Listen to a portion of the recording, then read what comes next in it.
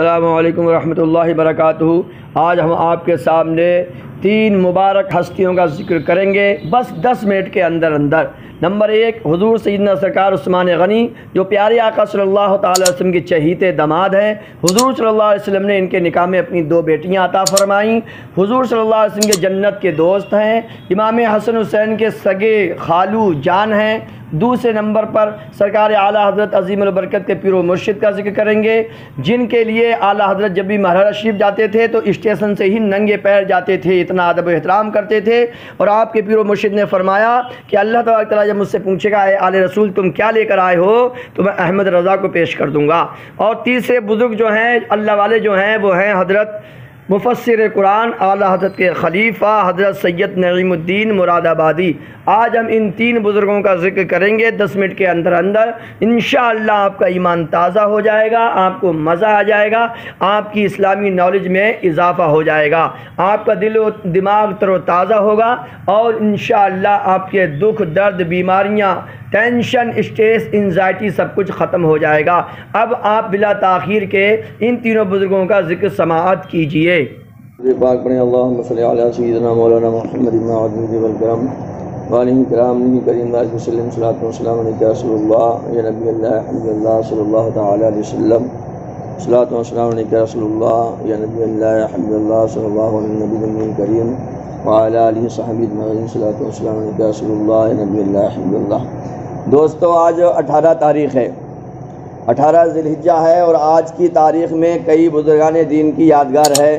سب سے پہلے تو حضور اکرم صلی اللہ تعالی علیہ وسلم کے تیسرے خلیفہ حضور اکرم صلی اللہ تعالی علیہ وسلم کے داماد حضرت عثمان غنی رضی اللہ تعالیٰ عنہ کی شہادت کی تاریخ ہے آج، جن کو بڑے مظلوم طریقے سے بھوکے پیاسے طریقے سے شہید کیا گیا، اور آپ کی فضیلت قرآن پاک میں اور حدیث پاک میں بہت زیادہ ہے۔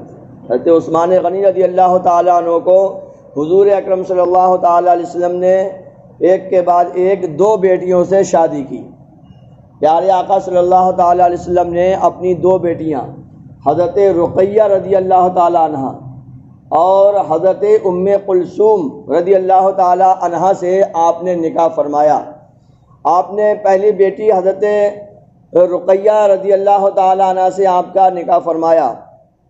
یہ اس وقت نکاح ہوا جب حضور صلی اللہ علیہ وسلم کی عمر شریف 43 سال تھی۔ اس کے بعد پھر آپ حبشہ بھی گئے اپنی اہلیہ کو لے کر۔ یہ حضرت لوط علیہ السلام کے بعد دوسری ہجرت تھی۔ اس کے بعد آپ نے پریشانیاں جھیلیں اور مدینہ شریف پہنچے۔ جب دوسری ہجری میں جب حضور صلی اللہ علیہ وسلم مدینہ شریف پہنچے تھے 2 سال ہوئے تھے، پہلی جنگ ہوئی جنگ بدر۔ اس وقت سب لوگ جنگ بدر میں جا رہے تھے، 313 لوگ۔ اس وقت حضور صلی اللہ تعالی وسلم کی بیٹی اور حضرت عثمان غنی کی بیوی حضرت سیدہ رقیہ رضی اللہ تعالیٰ عنہ بہت بیمار تھی۔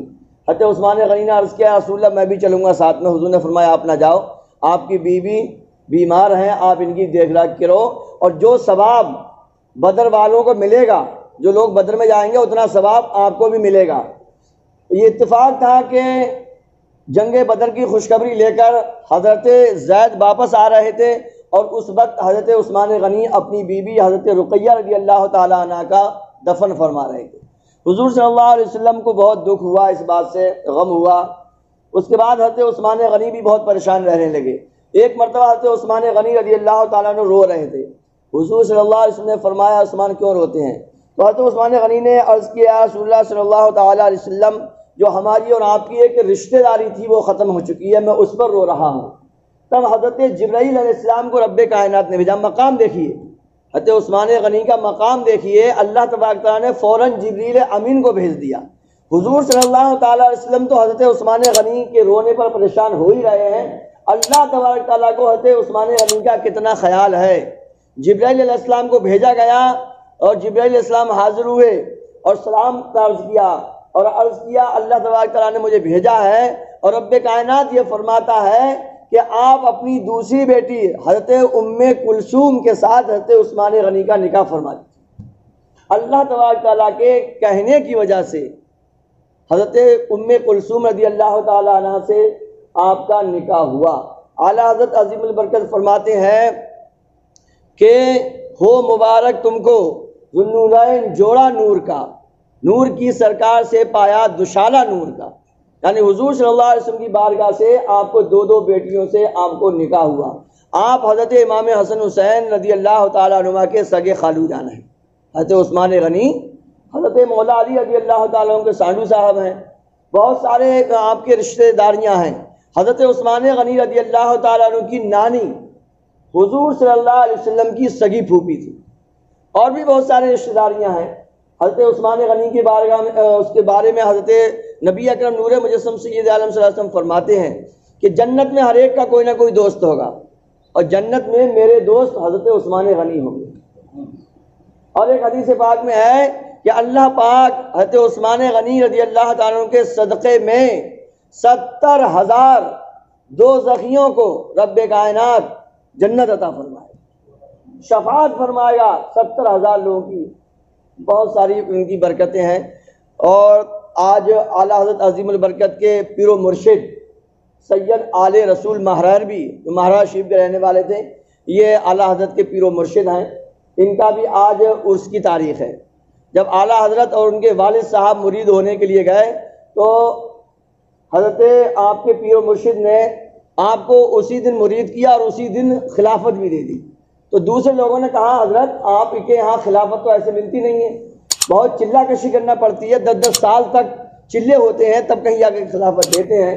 تو اعلیٰ حضرت عظیم البرکت پیر و مرشد نے فرمایا دیکھیے ان لوگوں کو ٹرین کرنا پڑتا ہے، سمجھے کہ نہیں سمجھے، اور یہ ماشاءاللہ بالکل تیار شدہ ہو کر آئے ہیں۔ اور ایک بات اور کہی تھی اعلیٰ حضرت کے پیر و مرشد نے، یہ بزرگوں کی باتیں ہوتی ہیں، بزرگوں کتنی بھی عبادتیں کرتے ہیں مگر سب عبادتوں کو وہ کم سمجھتے ہیں۔ تو سید آل رسول مہربی نے فرمایا اللہ تبارک تعالیٰ کا آج لاکھ لاکھ شکر و احسان ہے کہ مجھے یہ فکر ہوتی تھی جب میرا انتقال ہوگا اللہ تبارک تعالیٰ مجھ سے حساب و کتاب لے گا اور پوچھے گا کہ ہم نے تمہیں بے شمار نعمتیں دیں، تم ہمارے لیے کیا لے کر آئے ہو۔ تب کہتے تھے مجھے بہت فکر ہوتی تھی، مگر آج وہ فکر الحمدللہ دور ہو گئی۔ جب اللہ تبارک تعالیٰ مجھ سے معلوم کرے گا کہ اے آل رسول تم کیا لے کر آئے ہو، تو میں کہہ دوں گا اے رب کائنات میں احمد رضا کو لے کر آیا۔ یہ کرم ہے، یہ نوازشیں ہیں، بزرگوں کی باتیں الگ ہوتی ہیں۔ اور آج اعلیٰ حضرت عظیم البرکت کے خلیفہ حضرت سید نعیم الدین مراد آبادی، جنہوں نے اعلیٰ حضرت رضی اللہ تعالیٰ عنہ کے یہ جو ہے ترجمہ کنز الایمان، اس پر جو انہوں نے شرح لکھی ہے، دیکھیے نام لکھا ہوا ہے سید مولانا نعیم الدین صاحب صدر الافاضل مراد آباد۔ یہ جو انہوں نے لکھا اعلیٰ حضرت کا ترجمہ ہے، جو آس پاس اس کے جو یہ ہے یہ انہوں نے لکھا ہوا ہے، سمجھے کہ نہیں سمجھے۔ یہ سید نعیم الدین مراد آبادی الحمد الرضوان کی بھی آج اس کی تاریخ ہے، انہوں نے یہ تفسیر لکھی ہے۔ بہت بڑے یہ بھی عالم دین تھے اور مناظرہ تو بہت ہی سخت کیا کرتے تھے، سمجھے۔ آپ کے زمانے میں کافی کئی پنڈت لوگ مسلمانوں کے ایمان کو خراب کرتے تھے۔ حضرت ایک واقعہ آپ کو بتا دوں، حضرت زید یہ حضور صلی اللہ علیہ وسلم نے ان کو گود لیا تھا، 22ویں پارے سورہ احزاب میں اس کا ذکر ہے۔ تو پنڈت یہ کہتا تھا کہ تمہارے نبی نے ایک لڑکے کو حضرت زید کو اپنا بیٹا بنایا تھا۔ تو دیکھیے جو سگا بیٹا ہوتا ہے، جو خون کا بیٹا ہوتا ہے، اس کے حکم الگ ہوتے ہیں، اور جو آپ گود لے لیں کسی بچے کو تو اس کا حکم الگ ہوتا ہے۔ مگر یہ کہتا یہ تھا کہ تمہارے نبی نے ان جیسا ان کے ساتھ سلوک نہیں کیا، جو گود لیا جاتا ہے بیٹا وہ بھی سگا ہی بیٹا ہوتا ہے۔ یہ کئی مولویوں کے ساتھ مناظرہ کر چکا تھا۔ حضرت صدر الافاضل کسی نے کوئی جواب نہیں دے پایا۔ صدر الافاضل کی بارگاہ میں لوگوں نے کہا حضرت میں بڑا تنگ کر رہا ہے وہ آریہ، سمجھے، مسلمانوں کو بہت پریشان کرتا ہے۔ کہا اچھا چلو، تو آپ نے اس سے کہا کیا تم کیوں پریشان کرتے ہو؟ اور کہا ارے تم کیا جواب دو گے، تمہارے بڑے بڑے مولوی تو جواب دے نہیں پائے۔ کہا کیا؟ کہا میں یہ کہتا ہوں، وہ ہندو پنڈت بولا کہ میں یہ کہتا ہوں کہ جو بچے کو گود لیا جاتا ہے وہ بھی سگا بیٹا ہوتا ہے۔ تو آپ نے فرمایا ایسا نہیں ہے، قرآن شریف میں رب کائنات نے فرمایا ہے جو خون کے رشتے ہوتے ہیں وہ الگ ہوتے ہیں، اور جو گود لیا جاتا ہے بچہ اس کا معاملہ الگ ہوتا ہے، وہ سگا بیٹا نہیں ہو سکتا۔ وہ مانے ہی نہیں۔ اچھا تم نہیں مانتے ہو؟ کہ نہیں مانتے۔ اچھا بھائی، پھر پبلک کے ساتھ آپ نے بات کی کہ دیکھو بھائی اس پنڈت کا کہنا یہ ہے جو بچہ گود لیا جاتا ہے وہ بھی بیٹا سگا بیٹا ہی ہو جاتا ہے۔ کہا ٹھیک ہے، یہ کہتا ہے۔ کہا اچھا چلو مان لیتے ہیں اس کی بات کو، اب ایسا کہتے ہیں کہ اس پنڈت کو میں نے گود لے لیا، یہ سید نعیم الدین مراد آبادی کیا بولے کہ میں نے اس پنڈت کو گود لے لیا. ٹھیک ہے, تو جب اس کا کہنا یہ ہے کہ گود لیا ہوا بیٹا اور سگا بیٹا ایک ہی ہوتے ہیں. کہ یہ میرا بیٹا ہو گیا.